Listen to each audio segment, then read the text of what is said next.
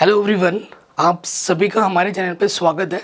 आप 10th में इस साल बोर्ड एग्ज़ाम आपको देना है और बोर्ड एग्ज़ाम आते ही बच्चे घबराने लगते हैं। बच्चों, आप यकीन मानो, कक्षा 9 से भी आसान होती है कक्षा 10 का जो सिलेबस है। और इस साल तो एनसीईआरटी ने सिलेबस कम किया है और पहले के मुताबिक अगर मैं बात करूँ ना, पहले 100% था तो अब सिर्फ 60% सिलेबस रह गया है। आपको बहुत कम पढ़ना होगा, लेकिन किस तरीके से पढ़ना होगा, किस बुक से पढ़ना होगा, वो इस वीडियो में बताऊंगा। इस साल 2023 में हमारे चैनल से पढ़कर ढेर सारे बच्चे, इतने बच्चे हैं कि मैं इनका नाम नहीं, हज़ारों बच्चे हैं, एक नहीं हज़ारों बच्चों के 90% से भी ज़्यादा हैं, 80% से ज़्यादा हैं। गणित की बात करें विज्ञान की बात करें तो 90+ मार्क्स है। ऐसे ऐसे बच्चे हैं जिनके 100 में से 100 आए हैं, ठीक है। और ये मैं नहीं कह रहा, वो बच्चे खुद कहते हैं, मेरे व्हाट्सएप मैसेज में ढेर सारे मैसेज पड़े हुए हैं, ठीक है। तो मेरी आवाज़ थोड़ी सी अजीब लग रही होगी क्योंकि मेरी तबीयत ख़राब है, तो उसको इग्नोर करना, बाकी कंटेंट पे फोकस करना है बच्चों आपको। तो किस तरीके से पढ़ना है पूरा बताऊंगा, क्योंकि अभी स्टार्टिंग का टाइम है। और अगर शुरू से मेहनत करना है, मेरा एक स्लोगन है कि अगर कम पढ़ो लेकिन डेली पढ़ो। ये नहीं कि आप पढ़ नहीं रहे हो, बोर्ड एग्ज़ाम आएगा और आखिरी में पढ़ेंगे तो हो जाएगा, नहीं। इस साल तो ऐसा होगा ही नहीं, क्योंकि बोर्ड एग्ज़ाम का जो नया पैटर्न है ना, उसमें क्या है कि आपको शुरू से मेहनत करनी पड़ेगी। हर 2 महीने में आपका टेस्ट होगा और उस टेस्ट के नंबर इस साल बोर्ड एग्ज़ाम में जुड़ने वाले हैं। तो अगर टेस्ट में कम नंबर आएंगे तो फिर आपका ओवरऑल परसेंटेज कम हो जाएगा। तो इसलिए मेहनत करनी तो पड़ेगी शुरुआत से। एंड में आपको टाइम टेबल भी बता दूंगा किस तरीके से आपको पढ़ना होगा, तो वीडियो को शुरू से लेकर पूरा देखना। देखो, अगर सब्जेक्ट की बात करें, ठीक है, अगर मैं सब्जेक्ट की बात करूं तो हमारे पास 2 टाइप के चीज़ें आपको देखने को मिलेंगी सब्जेक्ट्स में। एक इजी है और दूसरा आपका मेहनत मांगता है, ठीक है। इजी में क्या है बच्चों, 2 सब्जेक्ट मैंने बहुत आसान कैटेगरी में रखा है। एक रखा है मैंने हिंदी को और एक रखा है मैंने सामाजिक विज्ञान को। आप खुद समझ सकते हो, ये जो हिंदी है वो हम हिंदी मीडियम के विद्यार्थी हैं तो हमारे लिए आसान हो जाता है। और एक सामाजिक विज्ञान भी है जो आसान कैटेगरी में आता है, लेकिन पढ़ना कैसे है वो मैं अभी आपको बताऊंगा। दूसरा कैटेगरी मैंने रखा है मेहनत, जिसमें जो विषय हमसे ज़्यादा समय मांगता है, ज़्यादा अटेंशन मांगता है। कुछ लड़कियां होती है ना जो लड़कों का अटेंशन मांगती है, तो ये विषय है कुछ जो हमसे ज़्यादा अटेंशन मांगती है। उनमें क्या है, गणित जो आपसे ज़्यादा समय मांगती है, विज्ञान आपसे ज़्यादा समय मांगती है, इंग्लिश वैसे तो हम जैसे हिंदी है वैसे ही अंग्रेजी होता है, लेकिन हम हिंदी मीडियम के विद्यार्थी हैं तो हमें थोड़ा अंग्रेजी टफ लगता है। उसी आधार पर मैंने इसको मेहनत की कैटेगरी में रखा है। परंतु जैसा हिंदी आसान है वैसे ही अंग्रेजी आसान होता है, और जिसके पास संस्कृत है वो अंग्रेजी को संस्कृत से बदल के रख सकते हैं, ठीक है। तो देखो, सबसे ज़्यादा आपको प्रैक्टिस मैथ्स पे करनी पड़ेगी। और मैथ की बात करूं, विज्ञान की बात करूं, नए पैटर्न के आधार पर मैंने पूरा सिलेबस कंप्लीट करा रखा है। नया प्लेलिस्ट भी बना दिया है, चैनल पे मिल जाएगा, और मैं हो सके तो डिस्क्रिप्शन में भी लिंक डाल दूंगा। अब आपके मन में ये सवाल आ रहा होगा, सर ये चलो ठीक है, बोर्ड एग्ज़ाम है तो हमें किस बुक से पढ़ना चाहिए, हम कौन सी किताब से बोर्ड एग्ज़ाम में क्वेश्चन आते हैं। हाँ सर, हमें प्लीज़ ये बता दो। सबसे कॉमन क्वेश्चन है सर किताब के बारे में, तो बच्चों सबसे बेस्ट किताब है आपकी एनसीईआरटी, ठीक है। आपकी एनसीईआरटी सबसे बेस्ट है, ये मैं पहले ही बता दूं आपको। बोर्ड एग्ज़ाम बोले तो एनसीईआरटी, आपका 80% से ज़्यादा प्रश्न आपका डायरेक्ट एनसीईआरटी से आएगा, ठीक है। 80% से भी अधिक, ठीक है, डायरेक्ट एनसीईआरटी से। समझ रहे हैं, डायरेक्ट एनसीईआरटी मतलब जैसा लिखा है वैसा का वैसा आ जाता है। तो एनसीईआरटी मोस्ट इम्पॉर्टेंट है, चाहे वो सामाजिक विज्ञान हो, गणित हो, या कोई भी विषय हो। आपको सबसे ज़्यादा जोर एनसीईआरटी पे लगाना है, ठीक है। आप शुरुआत से एनसीईआरटी पे फोकस कीजिए। कुछ बच्चे ऐसे हैं जो शुरुआत से ही इम्पोर्टेंट क्वेश्चन के पीछे भाग रहे हैं। देखो बेटा, इंपॉर्टेंट क्वेश्चन मैं बताऊंगा, लेकिन अभी आपको सीखने पे ज़्यादा जोर लगाना है। शुरुआत में आपको सीखना है, नंबर के पीछे मत भागो, नॉलेज के पीछे भागो, नंबर आपके पीछे भागेगी, ठीक है। हमेशा सीखो, जब भी आप स्कूल में जाओ तो प्रॉपर क्लास में बैठो, जब भी पढ़ने बैठो आपके मन में कोई अनशन बातें, इधर उधर की बातें नहीं है, मुझे घर जाके क्रिकेट खेलना है, मुझे पबजी खेलना है, मुझे मोबाइल चलाना है, मुझे इसको बाबू सोना को मैसेज करना है, ये सब बातें पढ़ाई करने वक्त आनी ही नहीं चाहिए। जब भी पढ़ने बैठो दिमाग शांत होगा, जो भी सर पढ़ा रहे हैं आपको समझ में आएगा। कोई डाउट हो सर से पूछो, क्यों कैसे सर से जवाब करो। हमारे वीडियोस रेगुलर वॉच करो तो आपको फ़ायदा मिलेगा। हर सब्जेक्ट के नोट्स बनाने हैं, ठीक है। जब भी आप पढ़ाई करो तो नोट्स बनाते हुए पढ़ाई करो, ठीक है। नोट्स बनाते हुए पढ़ाई करना है। साथ ही साथ नोट्स तो बनाओगे और क्या करना है, कई बच्चे गणित का नोट्स नहीं बनाते। एक चीज़ ऐसा है, कई बच्चे ऐसे हैं जिनको गणित बहुत टफ लगती है, तो उसके लिए क्या करना है, शुरुआत से जैसे आप बाकी विषय के नोट्स बना रहे हो ना, वैसे गणित का भी नोट्स बनाना है। किस तरीके से, प्रश्नों को भी लिखना है। कई बच्चे सिर्फ हल करते हैं, प्रश्न नहीं लिखते। कलरफुल पेन का यूज़ करो, प्रॉपर वे बनाओ। मैं दावे के साथ कह सकता हूँ, 100% गारंटी लेता हूँ, अगर आप गणित का भी नोट्स बनाओगे, पूरा क्वेश्चन लिखोगे, सॉल्यूशन लिखोगे, फॉर्मूला कौन सा कहाँ पर यूज़ हो रहा है, ये सब लिखते हुए चलोगे ना, तो आपका धीरे धीरे गणित में भी इंटरेस्ट बनने लगेगा, ठीक है। और नोट्स ये नहीं कि किसी बड़े विद्यार्थी का ले लिया, ठीक है, या किसी टॉपर का नोट्स ले लिया, नहीं। नोट्स हमेशा खुद का बनाना चाहिए।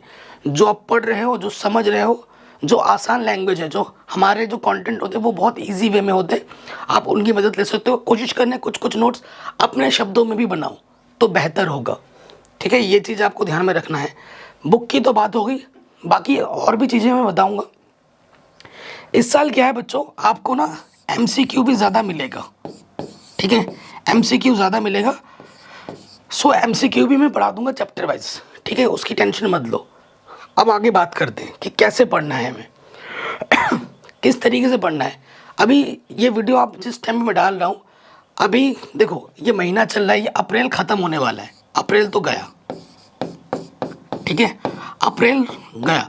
इसके बाद क्या है, मैं बात करूँ, अप्रैल, मई, जून, जुलाई, अगस्त, सितंबर, अक्टूबर, नवंबर, दिसंबर, जनवरी, कुल मिला के अभी आपके हाथ में 9 महीने। फरवरी में बोर्ड एग्ज़ाम है, तो आपके पास अभी 9 महीने हैं।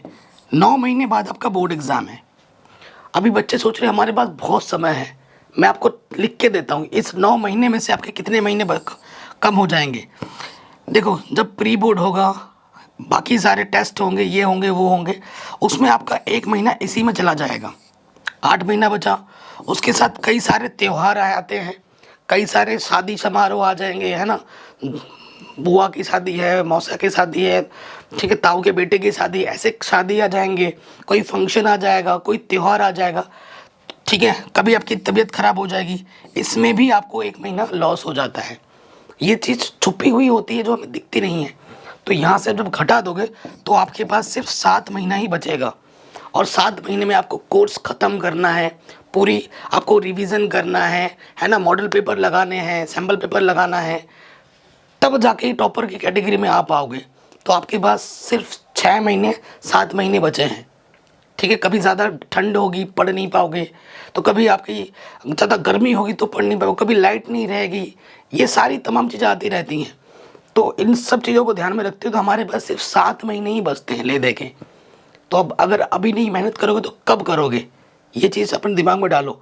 अगर टॉपर बनना है तो शुरुआत से मेहनत करनी होगी, डेली पढ़नी है, डेली टारगेट बनाओ। संडे मैं आपको बोलता हूँ, संडे आप छोड़ सकते हो, संडे स्किप कर दो कि भाई संडे को मैं नहीं पढ़ूंगा। 6 के 6 दिन आप भी इंसान ही हो, स्टार्टिंग में 6 दिन आप मन लगा के पढ़ो। सुबह जैसे संडे हो मन लगा के खेलो कूदो, लेकिन शाम के 6 बजे से फिर पढ़ाई शुरू कर दो संडे के, ठीक है, दिन भर खेलो। अब आगे की पढ़ाई में बात करता हूँ, जैसे गणित है, ये कैसे पढ़ें, ठीक है। तो टारगेट हमारा क्या होना चाहिए, क्या टारगेट होगा गणित के लिए कि डेली, ठीक है, डेली मुझे एक एक्सरसाइज करनी है, ठीक है, एक्सरसाइज एक पूरी करनी है। आप हमारे यूट्यूब से पूरा कर सकते हैं एक्सरसाइज। ये एक करने के साथ साथ दूसरे दिन इसको पूरा रिवीजन करने के बाद, ठीक है, रिवीजन करने के बाद दूसरे एक्सरसाइज हाथ लगाना है।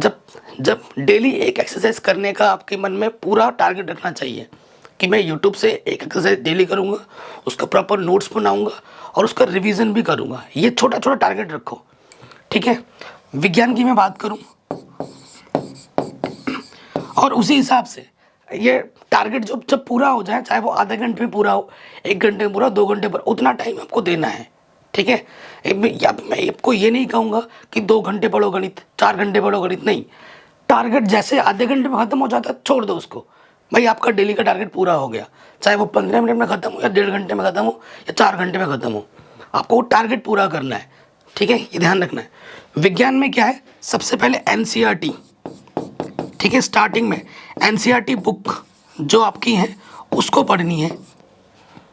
ठीक है, और कोशिश करना है कि एक चैप्टर, ठीक है, एक चैप्टर 4 दिन में आप ख़त्म कर दो। ठीक है, पहले एनसीईआरटी को समझ के मेरे वीडियोस देख सकते हैं। एनसीईआरटी पढ़ लो, पहले खुद से एक बार पढ़ो, उसके बाद मेरे वीडियोस देखो विज्ञान के, 4 दिन में ख़त्म हो जाएगा।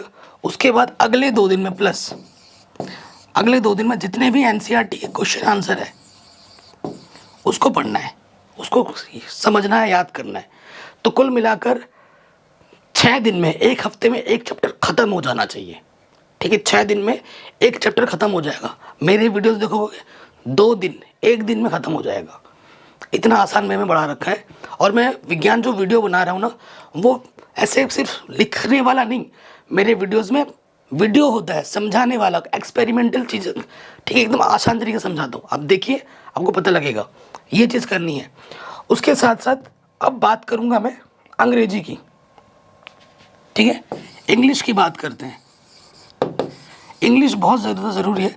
फिर मैं भी आपको टाइम टेबल भी बताऊंगा कि कैसे क्या करना है। इंग्लिश के लिए आप क्या करें, डेली 15 मिनट आपको क्या करना है, डेली 15 मिनट आपको चैप्टर जो होते हैं उसको अच्छे से पढ़ना है। देखो, सबसे इजी तरीका मैं बता रहा हूँ चैप्टर पढ़ने का। आपके पास जो भी, आप ऐसा रेफरेंस बुक खरीदना, मतलब गाइड खरीदना जिसमें हिंदी अनुवाद हो, पैराग्राफ अंग्रेजी में है, उसका हिंदी अनुवाद भी हो। तो सबसे पहले क्या पढ़ना है, हिंदी अनुवाद पढ़ना है कि भाई चैप्टर की स्टोरी क्या है वो हमें मालूम होनी चाहिए। ठीक है, एक तरीका बता रहा हूँ। उसके बाद आपको अंग्रेजी पढ़ना है, ये बेस्ट तरीका है। ठीक है, और कोशिश करने है कि ग्रामर की वीडियोस देखो, यूट्यूब पे बहुत सारे पड़े होंगे। ट्रांसलेशन आपको आनी चाहिए, टूटी फूटी जो भी आती है। हिंदी का अंग्रेजी में अगर आपको ट्रांसलेशन आ गया है, चाहे टूटी फूटी थोड़ा ग्रामर इधर उधर हो जाए, कोई दिक्कत नहीं, तो आपको अंग्रेजी में अच्छे नंबर लाने से कोई नहीं रोक सकता। ठीक है, तो पहली चीज़ तो ये करनी है। देखो, अगर मैं सिर्फ और सिर्फ ग्रामर की बात करूँ, बोर्ड एग्जाम में 10 नंबर का क्वेश्चन आता है। बाकी जो 60 नंबर है ना, वो आपका सप्लीमेंट्री रीडर, मतलब बुक के जो क्वेश्चन आंसर होते हैं वो आते हैं, राइटिंग पोर्शन आता है, ये ज़्यादा इंपॉर्टेंट है। पैराग्राफ से क्वेश्चन छाटने को आता है। ठीक है, तो ग्रामर सिर्फ 10 नंबर का आता है। तो आपके लिए क्या है कि किताब की जो स्टोरी है, चाहे वो पोयम की हो, पोयम में क्या है कि पोयम के राइटर है कौन है, पोयम का सेंट्रल आइडिया क्या है, ये आपको ध्यान रखना है। ये चीज़ आपको पढ़ के याद करनी है। और इंग्लिश को लिखते हुए पढ़ो, इससे आपका दिमाग में ज़्यादा टाइम तक याद भी रहेगा और स्पेलिंग मिस्टेक कभी नहीं होगी। ठीक है, ये चीज़ ध्यान रखना है। ओके, और डेली 15 मिनट पहले ये पढ़ना है, चैप्टर को पढ़ना है। पहले हिंदी अनुवाद, फिर उसके बाद अंग्रेजी। जब समझ जाओगे ना चैप्टर की स्टोरी क्या है, तो आपको आसान लगेगा। उसके बाद पढ़ने के बाद, ठीक है, इसके क्वेश्चन आंसर्स करने हैं नेक्स्ट डे में। पहले दिन क्या करना है, पहले दिन पढ़ना, उसके बाद वाले दिन क्वेश्चंस करना है इसके। ठीक है, 15 मिनट में क्वेश्चन आंसर्स पढ़ना है। छोटे छोटे अगर क्वेश्चन आंसर याद कर लो, 2-3 लाइन के हैं तो याद कर सकते हो, अच्छी बात है। नहीं तो जितनी ज़्यादा बार बार पढ़ोगे ना, तो ऑटोमेटिकली आपके दिमाग में वो याद हो जाएगा। याद करना नहीं पड़ेगा, ऑटोमेटिकली याद हो जाएगा, लेकिन लिख के पढ़ना है। ठीक है, और उसके साथ साथ डेली 15 मिनट, ज़्यादा नहीं, 15 मिनट आपको राइटिंग पोर्शन पे काम करना है। ठीक है, राइटिंग पोर्शन में काम करना है अंग्रेजी के। जैसे किसी दिन लेटर, इनफॉर्मल लेटर, ठीक है, फॉर्मल लेटर हो गया, नोट मेकिंग हो गया। ठीक है, इस टाइप के जो भी आपके सिलेबस में, उस पर आपको डेली काम करना है और अपना प्रॉपर एक नोटबुक बनानी है राइटिंग पोर्शन के लिए। ठीक है, हो सके तो बेस्ट क्या है, जितने भी विगत वर्षों में क्वेश्चन पूछे गए हैं, चाहे वो नोट मेकिंग से हो, चाहे वो आपके ऐसे से हो, चाहे वो आपके एप्लीकेशन से हो, चाहे वो आपके लेटर से हो, उस टाइप की चीज़ों को प्रैक्टिस करना है और अपने नोटबुक में लिखते रहना है। ठीक है, तो इससे आपका बढ़िया हो जाएगा। तो डेली कुल मिला के आधा घंटा शुरुआत से आपको अंग्रेजी पढ़नी ही पढ़नी है। नहीं, अगर आपको बहुत अच्छा स्कोर करना है तो अगर आप टॉपर बनना है तो। उसके साथ साथ हिंदी की अगर मैं बात करूं, हिंदी बच्चे नहीं पढ़ते शुरुआत से, तो हिंदी ज़्यादा नहीं, डेली कम से कम 15 मिनट पढ़ो शुरुआत से। मैं ज़्यादा नहीं बोल रहा हूँ, 15 मिनट, चाहे वो 15 मिनट आप स्कूल में निकाल लो, चाहे किसी भी टाइम पे आपको 15 मिनट डेली पढ़ना है, ठीक है। हिंदी ज़्यादा समय नहीं बोल रहा हूँ, 15 मिनट डेली पढ़ना है। और उसके बाद सामाजिक विज्ञान, सामाजिक विज्ञान देखो, आधा घंटा डेली पढ़ो, मिनिमम आधा घंटा, डेली आधा घंटा पढ़ना है। इसमें क्या करना है, एक चैप्टर, ठीक है, एक चैप्टर रीड करना है, ठीक है। चैप्टर को एक दिन रीड किया, आज एक चैप्टर हमने उठाया, 4 बुक है, पहले एक बुक उठाई, उससे एक चैप्टर पढ़ा आपने, उस चैप्टर को सिर्फ आज पढ़ना है, ठीक है। पढ़ के समझना है, एक बार पढ़ा, 2 बार पढ़ो, 3 बार पढ़ो, लेकिन आराम से एक लाइन पढ़ो एनसीईआरटी से। पढ़ने के बाद उस चैप्टर को आज सिर्फ पढ़ना ही है। उसके अगले दिन जब नेक्स्ट डे क्या करोगे, सामाजिक विज्ञान में फटाफट क्वेश्चन आंसर करने से पहले ना एक बार फिर से एक बार रीड कर लेना, 5 मिनट। 5 मिनट रीड करने के बाद जो आपके पास गाइड होगी, गाइड ज़रूर खरीद लेना, ठीक है। गाइड में जितने भी एनसीईआरटी के क्वेश्चन आंसर होंगे उसको फिर पढ़ना है, देखना फटाफट आपके दिमाग में घुस जाएगा। क्वेश्चन आंसर याद भी नहीं करना पड़ेगा, 2-4 बार पढ़ोगे ऑटोमेटिकली याद हो जाएगा। तो ये चीज़ करना है, आज पढ़ना है, कल क्वेश्चन आंसर से याद करना है। इस टेक्निक को फॉलो करो, डेली आधा घंटा पढ़ना है।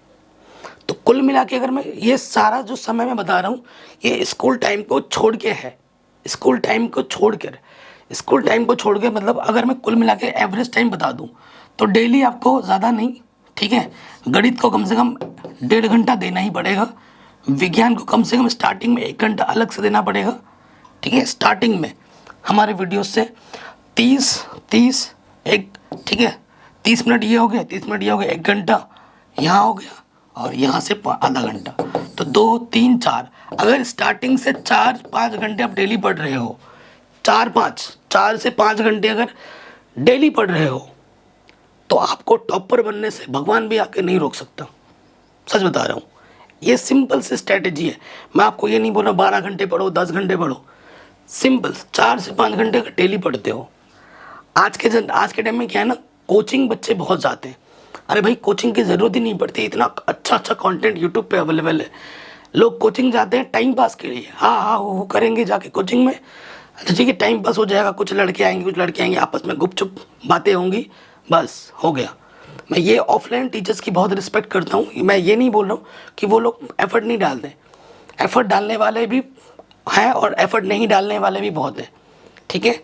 ऑफलाइन कोचिंग की सच्चाई बताए क्या है, वो आपका कोर्स कभी भी टाइम से ख़त्म नहीं करेंगे, वो आपका धीरे धीरे पढ़ाएंगे और बोर्ड एग्ज़ाम तक आपके कोर्स को ले जाएंगे, ठीक है। ये वो घिसते रहते हैं, ये उनका मेन मोटो है, ताकि बच्चे शुरू से लेकर एंड तक बने रहें उनके पास।